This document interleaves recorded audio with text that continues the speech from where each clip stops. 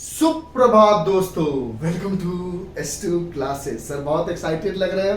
Excitement की बात है क्योंकि हमने डी एंड एफ ब्लॉक का एक क्वेश्चन आप लोगों को बताया है और बहुत लॉजिकली बताया है। और इस पोजीशन पे जहां परसों आपका एग्जाम है, परसों भी नहीं कहना चाहिए, अब सुबह के 4 बज चुके हैं, यानी कल आपका एग्जाम है, यानी 28 को एग्जाम है और 27 हो चुका है। तो डी एंड एफ और बायोमोलिक्यूल्स में बहुत सारे बच्चों को बहुत कंफ्यूजन है, तो इसलिए हमने आपको लॉजिकली एक क्वेश्चन बताया, दूसरे क्वेश्चन को रिएक्शन टाइप क्वेश्चन को लेके आया और उसको लॉजिकली समझना तो दिक्कत नहीं होगा। और लास्ट टाइम है जो हम इंपॉर्टेंट बता रहे हैं उसको देख लो, ताकि अगर उसमें से कुछ एग्जाम में आ जाए तो आपको लाइफ में एग्जाम में मदद मिल जाए। इसलिए घबराने की बिल्कुल जरूरत नहीं है। इस क्वेश्चन को हमने लिख रखा है, इसको पढ़ने से पहले कुछ बेसिक चीजें समझ लो, एकदम छोटी सी, बहुत लंबा टाइम नहीं लेंगे। आपने क्लास 10th में पढ़ा होगा सल्फाइड IDE लगा होता था तो बोलते थे S होता है और 2-। फिर आपने पढ़ा था सल्फाइट ITE लगा होता था तो बोलते थे SO3 2-। फिर पढ़ा था आपने सल्फेट ATE लगा होता था तो SO4 2-। उसी तरह ऑर्गेनिक केमिस्ट्री में आपको एक पढ़ना है क्रोमाइट, पढ़ लो, ये बहुत इंपॉर्टेंट है। ये है Cr2O4 2-, O4 2-। दूसरा आपने पढ़ना है आपको क्रोमेट, यहाँ ITE है, यहाँ ATE है। जब ATE आएगा तो CrO4 2-। और तीसरा है डाइक्रोमेट, डाइक्रोमेट, ठीक। जब डाइक्रोमेट CH है फॉर्मूला में, ठीक है, फॉर्मूला पर कंफ्यूज नहीं करना है। डाइक्रोमेट मतलब ओवरऑल समझो, इस क्वेश्चन को पढ़ने से पहले ये कुछ लॉजिक को दिमाग में रख लो। इस टाइप के क्वेश्चन बनाने में क्रोमेट वाले में दिक्कत नहीं होगा। जैसे सल्फाइड का S होता था, ITE वाले के लिए SO3 होता था और ATE वाले के लिए SO4 होता है, उसी तरह क्रोमेट मतलब CHROMATE स्पेलिंग, यानी ITE होगा तो Cr2O4 2- और क्रोमेट ATE होगा तो CrO4 2- और डाइक्रोमेट होगा तो Cr2O7 2- होगा। यहां तक कोई दिक्कत नहीं सर, ये बातें ध्यान में आना चाहिए। अब इसका जो कलर होता है, क्या कलर जो होता है वो येलो कलर का होता है, इसका जो कलर होता है वो ऑरेंज कलर का होता है और इसका जो कलर होता है वो ब्राउनिश कलर का होता है, ठीक है। हमें इसके कलर से ज्यादा दिमाग नहीं लगाना, ये दोनों की बातें ध्यान में होनी चाहिए कि डाइक्रोमेट का फॉर्मूला Cr2O7 ऑरेंज कलर और क्रोमेट का फॉर्मूला CrO4 येलो कलर, ठीक।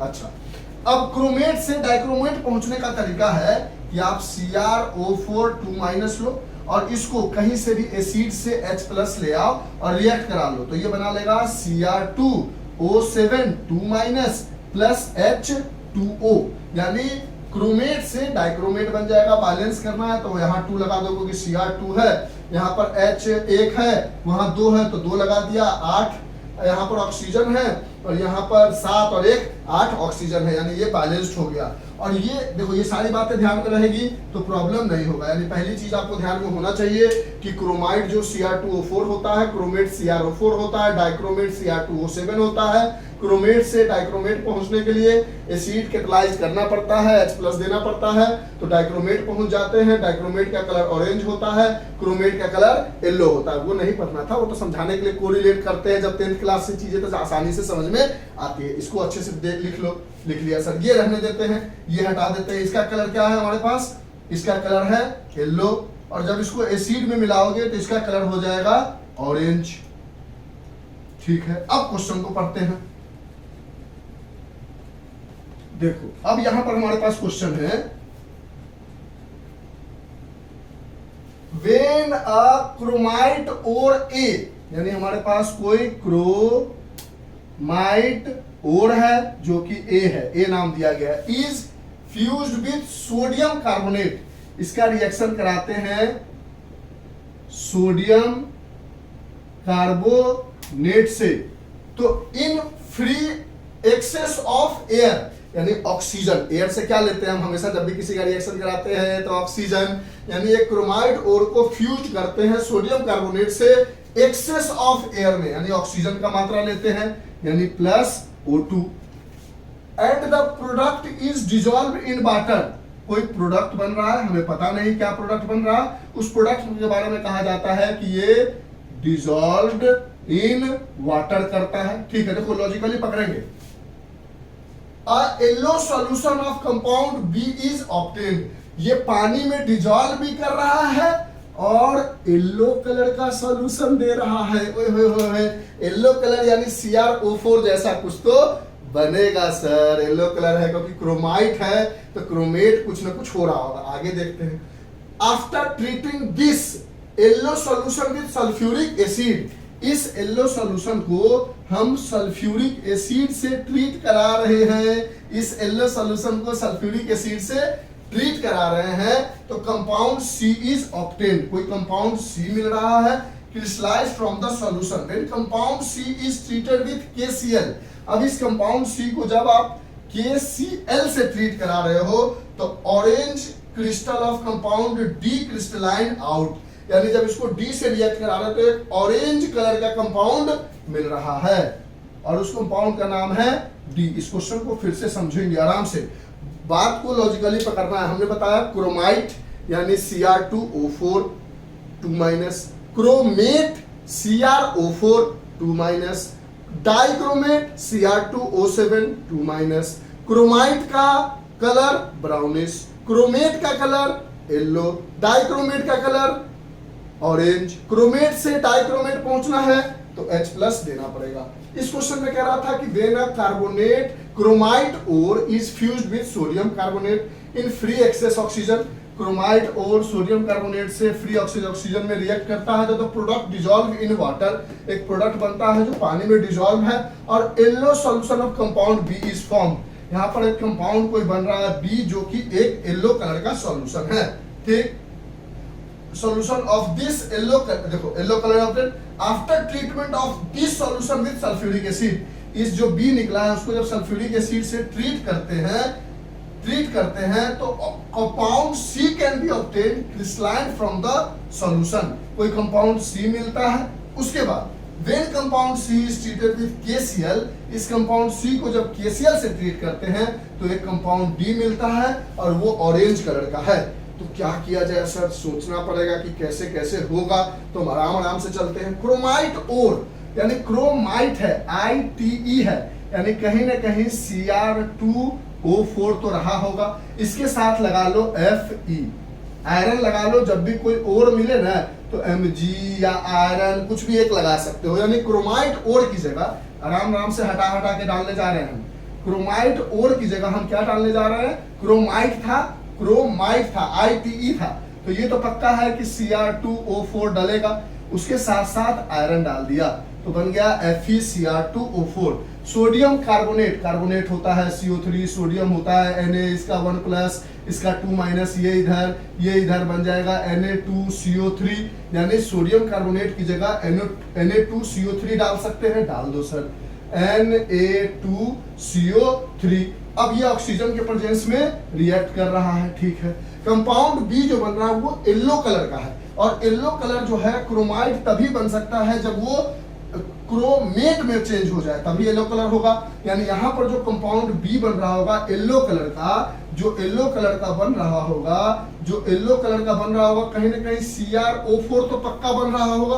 वो किसके साथ लग रहा होगा, तो आप बोलोगे Cr2O4 Fe के साथ लगा हुआ है तो वो अपने आप में एक कम तो होगा नहीं, यानी कहीं ना कहीं ये Na2+ Cr2- टूटेगा, Fe2+, ये सब टूट टाट के कहीं ना कहीं Na2CrO4 लगेगा। समझो कैसे लॉजिकली समझा रहा है, याद करने का तरीका कि Fe के साथ क्रोमाइट लगा हुआ था, उसको हमको बनाना है क्रोमेट, क्योंकि येलो कलर का है, ये बात हमें क्वेश्चन में दिया हुआ है। अब येलो कलर का बनाने के लिए हमें क्रोमेट बनाना होगा, यानी CrO4 यहाँ लिखना पड़ेगा। अब CrO4 Fe के साथ तो लिख नहीं सकते क्योंकि Fe के साथ ऑलरेडी Cr2O4 है, यानी एक्सचेंज करना पड़ेगा। तो Na के साथ लिख दिया तो Na2CrO4 बच गया, वो प्रोडक्ट हो जाएगा। बच के आ गया हमारे पास Fe2O3, Cr हट चुका है, प्लस CO2। ऐसा क्यों हुआ, क्योंकि CO3 था यहाँ पर। कार्बोनेट आयन हमेशा कार्बन डाइऑक्साइड देता है। इसको आप H2SO4 से रिएक्ट करा रहे हो तो कंपाउंड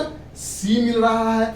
H2SO4 से इसको रिएक्ट कराओगे तो H प्लस से रिएक्ट करके क्रोमेट क्या बन जाता है, डाइक्रोमेट बन जाता है। यानी Na2Cr O4 जो है ये कहीं ना कहीं Na2Cr2O7 में तब्दील हो जाएगा। प्लस अब H2SO4 सिर्फ H प्लस में होता नहीं है, HSO4 भी साइड में बचता है, तो उसका क्या होगा सर, क्योंकि इसको रिएक्ट करा रहे हैं इस वाले पार्ट को, देखो क्या हो रहा है, कंपाउंड बी ये बन रहा है।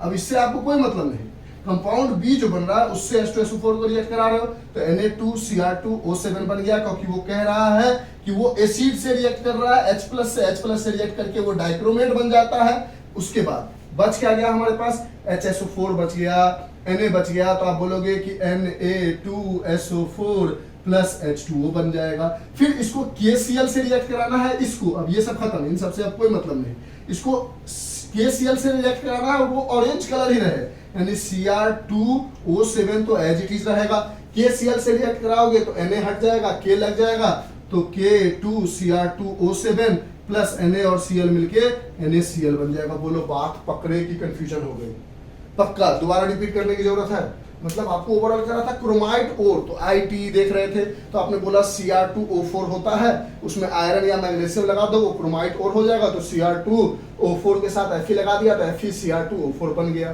फिर इसको बैलेंस करना हो तो बैलेंस कर लेना, क्लास 12th में आप बैलेंस कर सकते हो, रिएक्शन लिखने आएगा तो। उसको आप ले रहे थे सोडियम कार्बोनेट लिख दिया, ऑक्सीजन था तो ऑक्सीजन लिख लिया। इसको जब रिएक्ट करा रहे थे तो कोई येलो कलर का सब्सटेंस बन रहा था, यानी Cr2O4 जो है वो CrO4 में चेंज हो रहा था, तो CrO4 लिख दिया।